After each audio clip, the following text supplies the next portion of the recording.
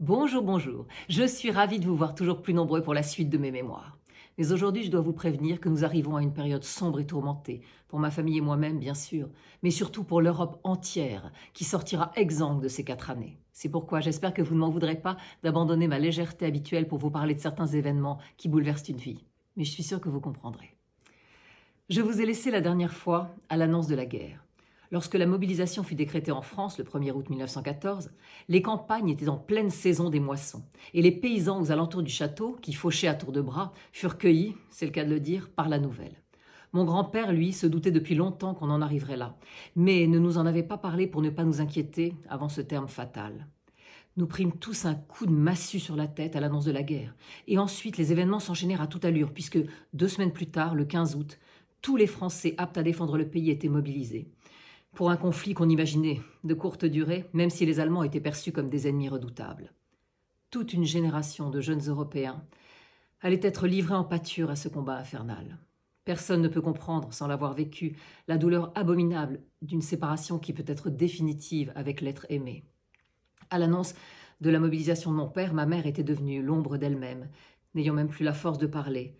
Elle était quasiment translucide, tant l'angoisse de quitter son âme sœur la consumait. De mon côté, j'étais bien sûr d'une tristesse inouïe à l'idée que mon père s'en aille faire la guerre, mais aussi d'une grande inconscience, car on nous répétait tant à l'époque, à l'école comme à l'église, que nos soldats seraient vainqueurs, qu'ils défendraient la patrie et se couvriraient de gloire, que je n'envisageais absolument pas une mort possible pour l'un des nôtres. Mais lorsque je réalisais avec effroi qu'Helmut allait devoir repartir dans son pays pour combattre la France, c'est sa mort à lui que j'envisageais et qui me tétanisa totalement. Il vint nous faire ses adieux au château, dès le 3 août, et en revoyant la scène avec le recul, je me dis que tout était écrit, déjà. Il nous regarda tous avec une intensité incroyable, comme pour nous fixer à jamais dans son âme. Il fit le serment à mon père de lui rester fidèle en amitié, au-delà de toute guerre entre leurs deux pays. Il donna à ma mère une photo d'elle et mon père en train de valser en riant, qu'il avait prise quelques mois auparavant. Et lorsque vint mon tour, il me prit le visage entre ses mains et me dit qu'il n'oublierait jamais sa petite Fräulein, effrontée mais adorable. Puis, il partit. Mon père lui nous quitta dès le 8 août et prit un train pour la Lorraine, accompagné par les 2 frères aînés de Claudine, Achille et Louis, les compagnons de jeu de mon enfance, âgés respectivement de 20 et 21 ans, ainsi qu'une grande partie des hommes du village. Le père de Claudine, atteint d'une malformation congénitale de la hanche, ne pouvait aller faire la guerre. Et je vous laisse imaginer la douleur d'un père accompagnant ses 2 fils au train du départ, sans pouvoir être à leur côté dans cette épouvantable épreuve. Hippolyte, notre majordome si précieux et affecté, faisait aussi partie du convoi, d'une élégance folle dans son uniforme, ce qui lui remontait au moins un peu le moral. Seul Attila n'était pas du voyage, puisqu'il était roumain, et que son pays étant neutre dans ce conflit, du moins jusqu'en 1916, il n'avait pas besoin de rentrer chez lui. Mon père lui confia donc, ainsi qu'à mes grands-parents, la responsabilité de protéger sa femme et sa fille bien-aimée. Une fois que tous les hommes du pays, en âge et en état de combattre, furent partis, un grand silence s'abattit sur le village, seulement entrecoupé de pleurs. Et puis après, très vite, il fallut s'organiser avec ceux qui restaient, y compris les femmes et les adolescents, pour faire le travail que faisaient ces hommes et tâcher de maintenir à flot ceux qui pouvaient l'être. Tout le monde se retroussa les manches pour terminer les récoltes, faire les réparations avant l'hiver, faire tourner les usines tant qu'elles le pouvaient encore, et faire des provisions pour les mois difficiles. Mon grand-père, lui, avait le cerveau en fusion, tant il inventait à la seconde de nouvelles trouvailles pour ses avions ou pour des véhicules blindés qui allaient tant servir la France. Il embaucha le père de Claudine, et ensemble firent des miracles avec les avions destinés au combat. Ils créèrent également une école de pilotage extrêmement pointue pour les soldats qui allaient devoir se servir de ces machines volantes encore très récentes. Ma mère, ma grand-mère, Marie-Antoinette et Sidonie préparaient nuit et jour des colis de nourriture pour les soldats et faisaient la tournée des maisons du village pour voir si personne ne manquait de rien. Claudine et moi tournions un peu en rond, avec l'impression de n'être utiles à personne. Et c'est pourquoi lorsque nos mères nous dirent qu'en ces circonstances exceptionnelles, notre rentrée à la pension se ferait dès la mi-août, nous accueillîmes presque avec joie la nouvelle.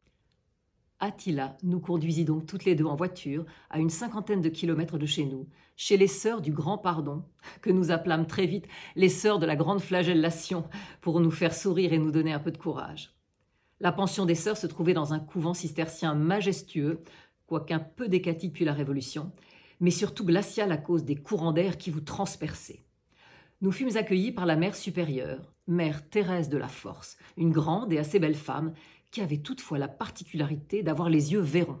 En effet, elle avait un œil droit d'un bleu glacial qui, lorsqu'il vous regardait, vous liquéfiait, littéralement, et l'œil gauche, couleur noisette, d'une chaleur et d'une humanité extrême, ce qui était très, très déstabilisant.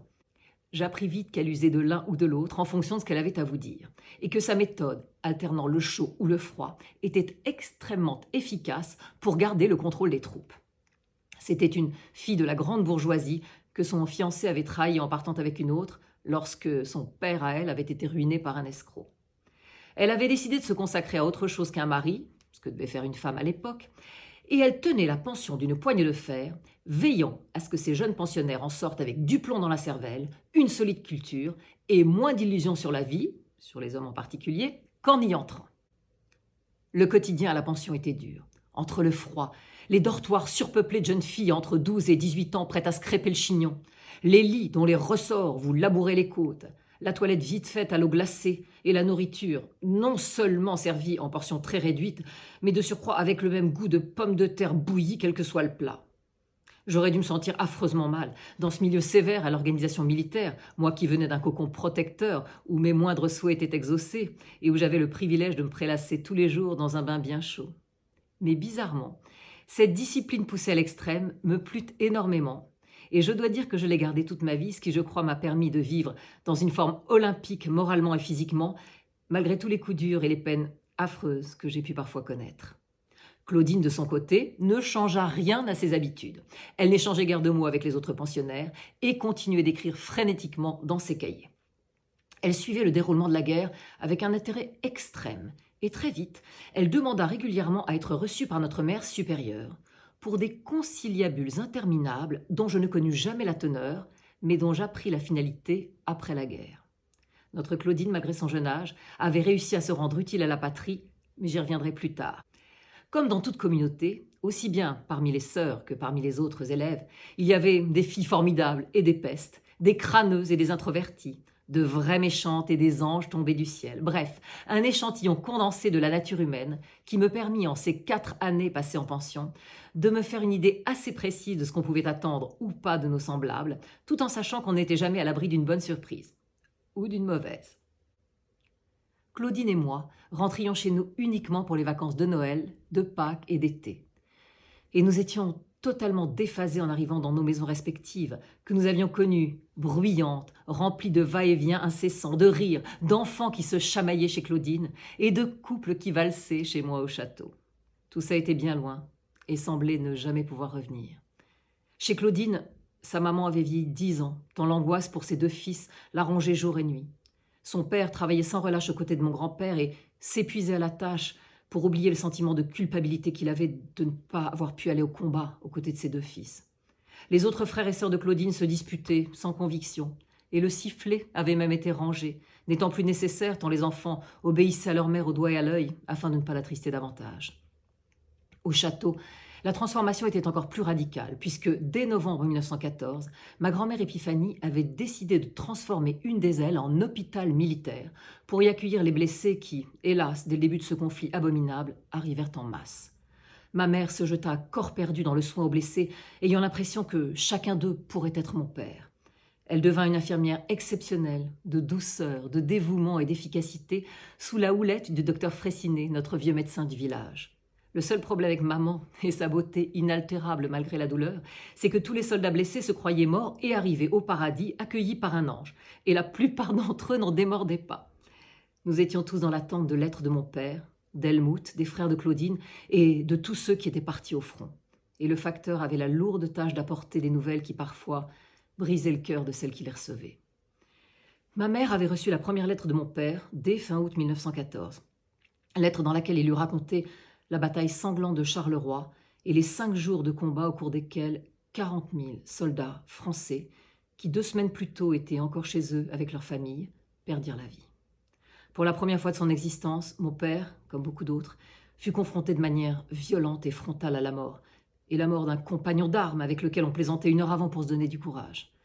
À partir de ce moment-là, une partie de lui-même s'éteignit, Et nous sûmes plus tard, par Achille, le frère de Claudine qui était toujours avec lui, que mon père se dédoublait en quelque sorte pour faire son devoir de soldat, mais ensuite retournait dans son monde rêvé pour trouver refuge dans les poèmes les plus sublimes qu'il eût jamais écrits pour ma mère. Cette dernière, lorsqu'elle les recevait, s'enfermait une journée entière dans leur chambre, comme s'il y était aussi. Dans cette période folle, où tous nos repères avaient volé en éclats, nous eûmes 2 moments de grâce, où le temps semblait avoir fait machine arrière. Ce furent les Noëls 1914 et 1915, pour lesquels mon père, ainsi que les 2 frères de Claudine, eurent une permission et revinrent au château, vivants et sans blessures graves. Ces 2 Noëls-là, mon grand-père invita tout le village au château. Nous honorâmes la mémoire de nos soldats tombés au front, et c'est à ce moment-là que je réalisai que je ne verrais plus jamais le gentil jeune laitier à taches de rousseur qui faisait toujours des blagues, ou le maréchal Ferrand à qui nous avions toute notre vie confié nos chevaux et qui leur parlait à l'oreille dans une langue inconnue. Morts au combat aussi, plusieurs amis de mes parents qui enchantaient nos soirées par leur humour et leur culture. Hippolyte, lui, contre toute attente, avait laissé tomber son snobisme et sa préciosité habituelle et avait foncé tête baissée au combat pour revenir quelques mois après avec une jambe raccourcie de 10 centimètres à cause d'une balle reçue, ce qui avait changé un temps son comportement au point de nous inquiéter. Mais heureusement, dès que de jeunes soldats blessés firent leur apparition au château, il enfila un costume d'infirmier et s'employa à les soulager du mieux qu'il put. Quant à notre cher Helmut, il nous envoya une seule lettre, de désespoir absolu devant la folie des hommes et son impuissance à lutter. Il nous dit qu'il ne faisait que subir cette guerre jour après jour et qu'il faisait tout pour ne jamais tirer sur un être humain en face de lui, ce qui lui valait des punitions terribles de la part de son commandant. Il nous disait aussi qu'il s'enfermait dans son univers et qu'il était avec nous en pensée, au château, qu'il pouvait entendre ma mère chanter son air préféré de forêt, accompagné au piano par mon père amoureux, qu'il me revoyait arrivant, fardé et minaudant au cours de littérature, et qu'il me trouvait désespérément adorable de s'accrocher à lui ainsi. Il repensait aux longues discussions passionnantes avec mon grand-père sur ses dernières inventions, et il lui semblait entendre ma grand-mère nous parler d'Offenbach en dégustant le soufflé au chocolat de Sidonie. Ce fut sa seule lettre. Mon père et ma mère ne se quittaient pas une seule seconde durant ces permissions. Ils semblaient ne former qu'un seul être, et même moi, leur fille bien-aimée, je sentais que leur bulle les contenait tous les 2 seulement, et je ne leur en voulais pas. Ces 2 Noëls enchantés passèrent à la vitesse de l'éclair, avec des rires, des larmes, des cadeaux de briques et de broc à cause des restrictions, et une frénésie de vivre. Mon grand-père, sur mon insistance, m'apprit à piloter un avion la veille de mes 15 ans, car je voulais moi aussi pouvoir défendre la patrie. Et à sa grande surprise, je fus tellement assidu et doué qu'il me décerna lui-même mon brevet de pilote l'année suivante, faisant de moi l'une des plus jeunes femmes pilotes. Dans la foulée, je me mis aussi à l'automobile, et Marie-Thérèse affolée et Sidonie enchantée montèrent pour la première fois à mes côtés dans une voiture fabriquée par mon grand-père, encore lui, que je conduisais à toute allure, comme si je voulais empêcher le temps de passer et cette pause de Noël de finir. Après le second Noël, celui de 1915, mon père et les frères de Claudine repartirent au combat. La dernière vision que j'ai de mon père est l'énorme boule de neige qu'il me jeta à la figure en riant, avant de partir au bras de ma mère qui l'accompagnait à la gare, et le baiser envoyé du bout de ses doigts blancs en me disant « Tu es ma princesse pour toujours ». Oui, Archibald, ces souvenirs ne me rendent pas d'humeur badine. Vous m'avez fait un chocolat chaud et vous m'attendez pour que je pleure dans vos bras. Ah ben ça, c'est gentil, Archie. Et puis vous savez, comme la vie passe vite, on ne sait jamais. Un câlin est vite arrivé. Alors je vous laisse. Et surtout, profitez bien vous aussi. Au revoir.